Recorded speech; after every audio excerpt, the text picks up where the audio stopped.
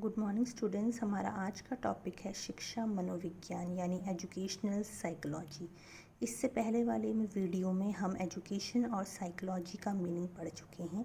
अब हम उससे एक स्टेप आगे बढ़ेंगे और हम शिक्षा मनोविज्ञान में आएंगे। आखिर शिक्षा मनोविज्ञान है क्या? शिक्षा मनोविज्ञान या एजुकेशनल साइकोलॉजी मनोविज्ञान की एक शाखा है। एजुकेशनल साइकोलॉजी दो वर्ड से मिलकर बनी है, that is education and psychology. यानी शिक्षा मनोविज्ञान दो शब्दों से मिलकर बना है, शिक्षा और मनोविज्ञान। शिक्षा में किसी भी व्यक्ति के सर्वांगीण विकास पर जोर दिया जाता है, यानी किसी भी बालक की जन्मजात शक्तियों का विकास किया जाता है। किसी भी बालक की शारीरिक, मानसिक, संवेगात्मक, सामाजिक विकास के बारे में बात की जाती है। वहीं मनोविज्ञान में एक बालक, एक व्यक्ति का व्यवहार का अध्ययन किया जाता है। तो शिक्षा मनोविज्ञान एक शिक्षा से संबंधित मनोविज्ञान है। अब देखते हैं आगे। शिक्षा मनोविज्ञान मनोविज्ञान की वह शाखा है जिसमें मनोविज्ञान के सिद्धांतों, नियमों, विधियों का उपयोग शिक्षा के क्षेत्र में किया जाता है। यानी मनोविज्ञान के जितने भी सिद्धांत हैं, चाहे वो सीखने का सिद्धांत हो, चाहे वो बुद्धि हो, चाहे वो वंशानुक्रम हो, चाहे वो पर्सनैलिटी हो, व्यक्तित्व हो, इन सब का प्रयोग जब शिक्षा में किया जाता है, जब शिक्षा को बेहतर बनाने के लिए किया जाता है, तो वो शिक्षा मनोविज्ञान कहलाता है। शिक्षा मनोविज्ञान में शिक्षा से संबंधित समस्याओं का अध्ययन किया जाता है। शिक्षा की समस्याएं, जितनी भी शिक्षा की समस्याएं हैं, चाहे वो पाठ्यक्रम से संबंधित हो, चाहे वो शिक्षण विधियों से, मूल्यांकन से, अनुशासन से, इन सब से संबंधित जितनी भी समस्याएं होती हैं, इनका हल शिक्षा मनोविज्ञान के द्वारा ही किया जाता है। शिक्षा मनोविज्ञान में शैक्षणिक परिस्थितियों में मानव के व्यवहार का अध्ययन और परिमार्जन होता है। किसी भी व्यक्ति के व्यवहार का अध्ययन और कैसे उसके व्यवहार को बेहतर बनाया जा सकता है, जब यह शिक्षा के क्षेत्र में किया जाता है तो यह शिक्षा मनोविज्ञान कहलाता है। शिक्षा का उद्देश्य मानव व्यवहार का परिमार्जन करना, मॉडिफिकेशन ऑफ ह्यूमन बिहेवियर, और मनोविज्ञान का उद्देश्य मानव व्यवहार का अध्ययन करना। मानव व्यवहार का परिमार्जन तब तक नहीं हो सकता जब तक कि मानव विज्ञान का अध्ययन ना हो। इसीलिए शिक्षा मनोविज्ञान में मानव व्यवहार का अध्ययन किया जाता है ताकि उस व्यवहार का परिमार्जन किया जा सके, उसे और बेहतर बनाया जा सके। एजुकेशनल साइकोलॉजी में किसी भी बालक के विकास की अवस्थाओं, उसकी रुचियों, उसकी आवश्यकताओं, उसकी क्षमताओं के आधार पर उसे शिक्षा दी जाती है और इससे हमारी शिक्षण प्रक्रिया और बेहतर बनती है। अब हम आगे आ जाते हैं। शिक्षा मनोविज्ञान के क्या क्या उद्देश्य हैं, हम ये देखते हैं। AIIMS of educational psychology. In this topic we will find what are the aims of educational psychology. Educational psychology के वे सारे उद्देश्य, सारे एम्स हैं जो कि शिक्षा के उद्देश्य हैं। यानी शिक्षा के उद्देश्यों को प्राप्त करना ही शिक्षा मनोविज्ञान के उद्देश्य हैं।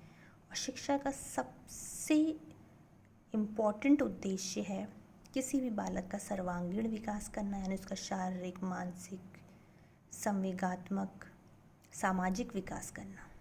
तो शिक्षा मनोविज्ञान का भी सबसे आवश्यक उद्देश्य है किसी बालक का सर्वांगीण विकास करना।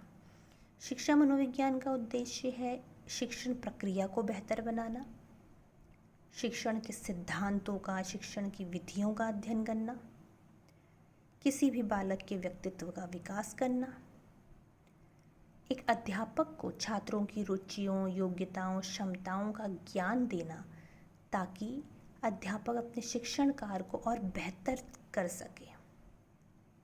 जब अध्यापक एक कक्षा में पढ़ाने आता है तो उस कक्षा में बहुत सारे विद्यार्थी होते हैं जो कि एक समान नहीं हैं। उन सब में इंडिविजुअल डिफरेंसेस, व्यक्तिगत भिन्नताएं होती हैं।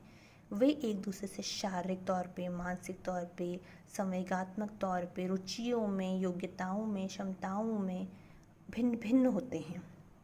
इसीलिए एक अध्यापक के लिए सबसे ज़्यादा आवश्यक यह है कि वह बालकों के इन भिन्नताओं को समझे और इसके आधार पर ही वह इन बालकों को शिक्षा दे, तभी उसका शिक्षण कार्य बेहतर हो सकता है। सीखने सिखाने में वंशानुक्रम और वातावरण का बहुत आवश्यक रोल होता है, वेरी इम्पोर्टेंट रोल। इसीलिए एक अध्यापक के लिए बहुत आवश्यक है कि उसे छात्रों के वंशानुक्रम और उसके वातावरण का ज्ञान प्राप्त हो। एक अध्यापक के लिए यह भी आवश्यक है कि उससे बालक की विकास की अवस्थाओं का अध्ययन हो, उसे हर अवस्था की योग्यताओं का, क्षमताओं का, रुचियों का ज्ञान हो, जिसके द्वारा कि वह हर अवस्था के बच्चे को एक बेहतर शिक्षा दे सके। किसी भी बालक में अगर कोई विशिष्ट व्यवहार पाया जा रहा है, वो बाकी बच्चों से भिन्न है, तो इसकी समझ भी एक अध्यापक को होनी चाहिए और वह ज्ञान उससे शिक्षा मनोविज्ञान के अध्ययन से ही मिलता है। जैसा कि हमने अभी देखा कि शिक्षा मनोविज्ञान का उद्देश्य किसी भी बालक का विकास करना है, तो छात्रों के व्यक्तित्व का विकास करना भी शिक्षा मनोविज्ञान का उद्देश्य है। व्यक्तित्व का विकास एक अध्यापक तभी कर सकता है जब उसे व्यक्तित्व के नियमों, व्यक्तित्व की विधियों, व्यक्तित्व के प्रकार के बारे में भली भांति जानकारी हो, और यह जानकारी उसे शिक्षा मनोविज्ञान से ही प्राप्त होती है। शिक्षा मनोविज्ञान का प्रमुख उद्देश्य है सीखने सिखाने की प्रक्रिया को बेहतर बनाना, कैसे छात्रों को एक बेहतर शिक्षा दी जा सकती है, इसका हल निकालना। इसके बाद हम आगे बढ़ते हैं।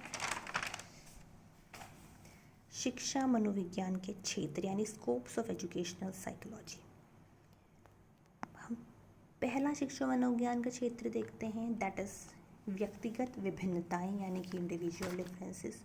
कोई भी दो बालक एक समान नहीं होते हैं, कोई भी दो लोग एक समान नहीं होते हैं, उनमें बहुत सारी भिन्नताएं पाई जाती हैं। ये भिन्नताएं उनके शारीरिक, मानसिक, सामाजिक, संवेगात्मक गुणों के आधार पर हो सकती हैं।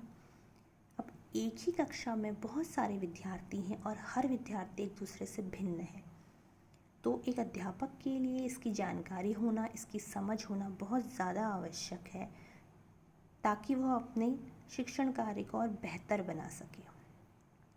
इसके बाद आता है सेकंड, विकासात्मक विशेषताएं यानी कि डेवलपमेंटल कैरेक्टरिस्टिक्स।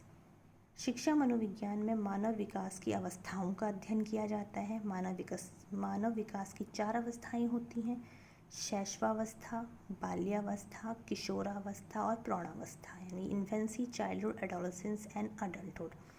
अब हर एक अवस्था में कुछ भिन्नताएं होती हैं।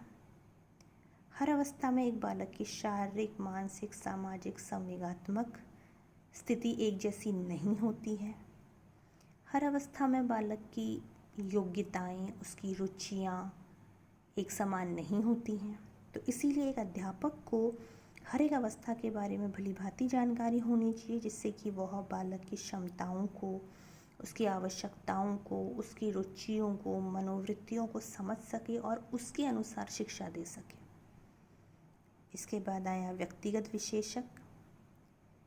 शिक्षा मनोविज्ञान में किसी बालक की पर्सनैलिटी यानी व्यक्तित्व का भी अध्ययन किया जाता है। इसमें व्यक्तित्व के प्रकार, व्यक्तित्व के सिद्धांत का ज्ञान प्रदान किया जाता है, ताकि एक अध्यापक एक बालक का संतुलित विकास कर सके, उसके व्यक्तित्व का संतुलित विकास कर सके।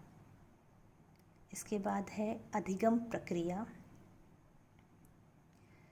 शिक्षा मनोविज्ञान सीखने के नियमों, सिद्धांतों तथा विधियों का ज्ञान देता है, ताकि एक अध्यापक अपने शिक्षण को प्रभावशाली बना सके।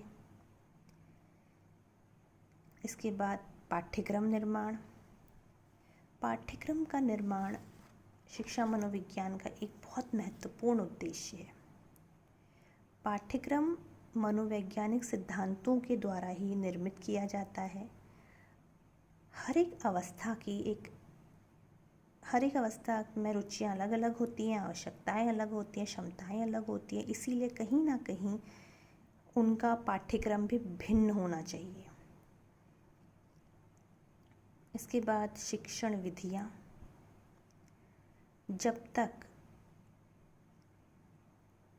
एक बालक की विकासात्मक अवस्थाओं के अनुसार ही शिक्षण विधियाँ नहीं होंगी, तब तक एक बालक को शिक्षा दे पाना बहुत मुश्किल कार्य हो जाएगा। हर अवस्था के लिए एक ही शिक्षण विधि का प्रयोग नहीं किया जा सकता। शिक्षण विधियाँ किसी भी बालक की क्षमताओं, उसकी मानसिक योग्यताओं, उसकी रुचियों के अनुसार ही होनी चाहिए।